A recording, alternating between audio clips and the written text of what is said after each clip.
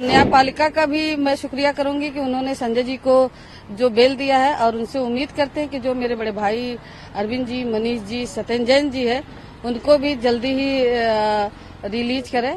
जब तक वो तीनों भाई मेरे बाहर नहीं आते तो हमारे घर में कोई जश्न नहीं मनाया जाएगा। संजय जी के ऊपर काले बादल थे जो आज छट गए। खुशी की तो बात है, लेकिन खुशी अभी अधूरी है। हम कल जो डेट के हिसाब से मैंने कल उनको एडमिट कराया था, जो कि उनके रूटीन चेकअप का है, और 2 बजे के करीब कल हम लोगों को पता चला कि उनको बेल मिल गया है। तभी आज जो है कि डिस्चार्ज होंगे, 11:30-12 बजे तक डिस्चार्ज होंगे। इसके बाद वो तिहाड़ जाएंगे। उसके बाद वहां से 2 बज सकता है, 3 बज सकता है, वहां से फिर वो रिलीज होंगे। इसके बाद जब वहां से फ्री होंगे तो इसके बाद हम लोग मंदिर दर्शन करने के लिए जाएंगे, कि भगवान का शुक्रिया करेंगे कि उन्होंने इतना बड़ा काम दिया है।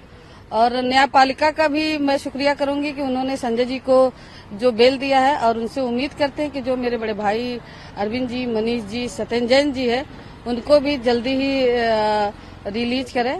क्योंकि जब तक वो तीनों भाई मेरे बाहर नहीं आते तो हमारे घर में कोई जश्न नहीं मनाया जाएगा, और कोई ऐसा कोई कार्यक्रम नहीं होगा। जब वो तीनों भाई आ जाएंगे, फिर चारों लोग मिल के हम लोग जश्न भी मना सकते हैं और उत्सव भी कर सकते हैं। हमने देखा कि बीते 6 महीने से जब संजय सिंह जी जेल के पीछे थे, ये तमाम चीजें झेल रहे थे, तो आप मजबूती से खड़ी थी उनके पीछे। तमाम कार्यकर्ताओं के साथ बातचीत हो या फिर संजय सिंह जी के लिए आवाज बुलंद करना हो, आप लगातार मजबूती से खड़ी रही थी। तो इस बीच कैसे देखा जाए, संजय सिंह जी की ढाल बनकर के आप खड़ी थी। बीच में राज्यसभा के भी चुनाव हुए, नामांकन हुए, उस बीच में भी आपने तमाम चीजों का मैनेजमेंट किया गया। तो पूरा ये कैसे घटनाक्रम इसको याद करती हैं?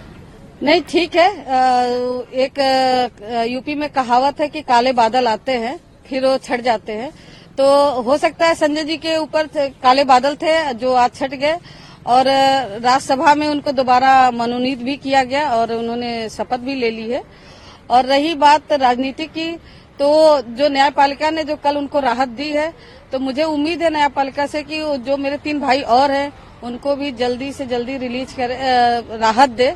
जैसे मैं न्यायपालिका का बहुत शुक्रिया करती हूँ। संजय सिंह आज 4 बजे तक वो बाहर आ सकते हैं, तो उसके बाद का उनका क्या कुछ रुख रहेगा? जिस तरीके से वो दहाड़ते थे सदन के भीतर, और अब तो लोकसभा चुनाव भी आने वाले हैं, तो चुनाव में उनका किस तरीके से रोल रहने वाला है? और अगर हम देखें तो कल कोर्ट में ईडी की तरफ से कहा गया था कि उनकी मीडिया में जिस तरीके से वो बयान देते हैं उस पर कहीं न कहीं उनको लिमिट करना चाहिए, लेकिन कोर्ट ने इस बात से इनकार कर दिया। तो उसके बारे में भी कुछ बताइए।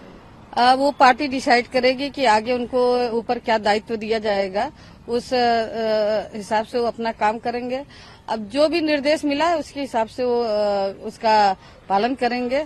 और एक राजनीतिक होने के नाते वो जो उनके अंदर है उसको तो कोई कम नहीं कर सकता, लेकिन ठीक है, जितना भी है वो पूरा सपोर्ट करेंगे पार्टी को। आपका परिवार और एक पत्नी के रूप में आप इन बीते 6 महीनों के रूप को कैसे देखती हैं, और कितना महत्वपूर्ण रहता है ये, अगर कोई व्यक्ति जेल में है और वो राजनीतिक तौर पर इतना एक्टिव रहा है, तो एक परिवार के रूप में कितना चुनौती रहती है? तमाम लोग आक्षेप भी लगाते होंगे, सवाल खड़ा करते होंगे, कुछ लोग अपनी मदद फरियाद लेकर के पहुंचते होंगे, कितनी चुनौती रहती है? मेरे घर पे जैसे पहले भी कार्य होते थे, मरीजों के इलाज होते थे और जो भी छोटे मोटे काम आते थे, वो 6 महीने भी हुए, वो काम रुके नहीं। संजय जी जेल में भी थे, लेकिन उनकी आत्मा सोशल काम में किसी की मदद करना है, वो वकील के द्वारा किसी न किसी के माध्यम से वो काम को बताते थे और वो काम हम लोग करते थे। आज आपका परिवार और आप कितना खुश हैं, बस यही बता दीजिए। देखिए, खुशी की तो बात है, लेकिन खुशी अभी अधूरी है। अभी हमारे 3 भाई अंदर हैं, वो बाहर आ जाएंगे तो हो सकता है हम लोग की खुशी चौगुनी हो सकती है।